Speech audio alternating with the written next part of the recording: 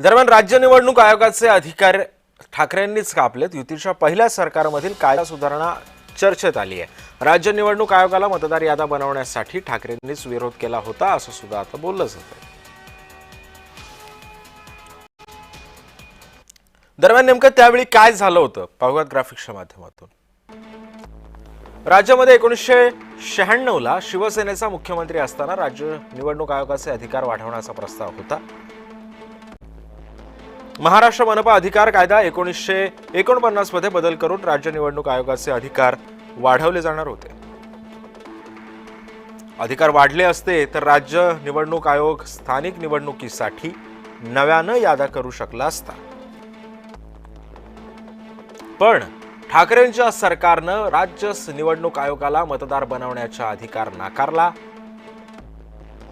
शिवसेनेच्या मुख्यमंत्र्यांना 1996 ला लोकसभा आणि विधानसभेची यादी स्थानिक निवडणुकीला वापरण्यास सांगितलं।